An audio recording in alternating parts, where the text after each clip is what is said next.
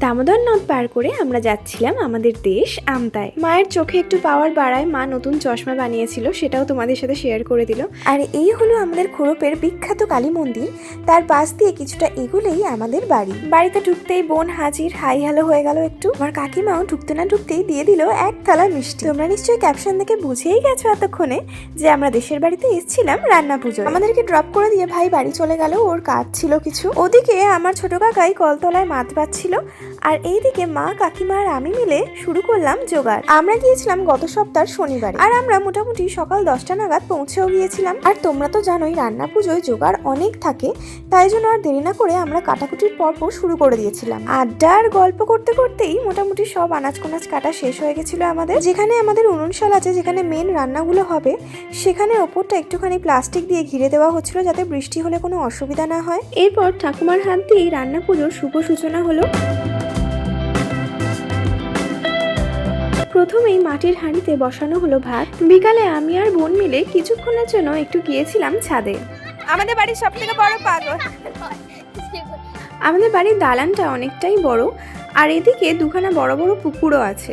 নিচে গিয়ে দেখলাম ভাত হয়ে গেছে, এবার আনাজগুলো ভাজা হবে সেই প্রস্তুতি চলছে। সব রান্নাগুলো তো উনুনে করা সম্ভব নয়, অনেকটা দেরি হয়ে যেত, তাই জন্য কিছু রান্না স্টোভে হয়েছিল। আমিও ঝটপট ফ্রেশ হয়ে ড্রেসটা চেঞ্জ করে নিলাম। এটা হলো আমাদের মনসা ঠাকুরের বেদি, এখানে নিত্য পুজো হয়। এদের বাগানটাও তোমাদের ঘুরে দেখিয়ে দিই একবার। এদিকে দেখলাম গাছে কুমড়ো ধরেছে, এর পাশেই আছে গোলাপ গাছ, সারা বছর এটাতে ফুল হয়। কাকিমা গিয়েছিল সন্ধে দিতে, আর আমাকে দায়িত্ব দিয়েছিল ভাতটা দেখার। দেখতে দেখতে কেমন জানি ঝুপ করে সন্ধে নেমে গেল। আমরা সানডে সাসপেন্স শুনতে শুনতে রান্না করছিলাম। আমাদের বাড়ির পাশেরই এক কাকিমা এসেছিলেন, উনি কলতলায় মাছগুলোকে আবারও খুব ভালোভাবে ধুয়ে দিচ্ছিলেন। রান্না পুজোয় যে মাছগুলো লাগবে সেগুলো আলাদা করা হয়ে গিয়েছিল, তারপর বাছা হচ্ছিল ইলিশ মাছ। আনাজগুলো ভাজা হয়ে যেতে কাকিমা এইভাবে কলা পাতায় সবগুলো সাজিয়ে রাখছিল। কাকাই মাছগুলোকে তেল হলুদ মাখিয়ে রাখছিল। আর এই মশলাটা হচ্ছে মাছের মাথা দিয়ে পুঁই শাকের। জানো তো আমার কাকাই খুব ভালো রান্না করে, তার হাতের রান্নার স্বাদই আলাদা। তখন ঘড়িতে বাজে সন্ধ্যে 7:30। তখন আমার বর্মশাই এসে পৌঁছলেন। পৌঁছেই তার কীর্তিখানা একবার দেখো।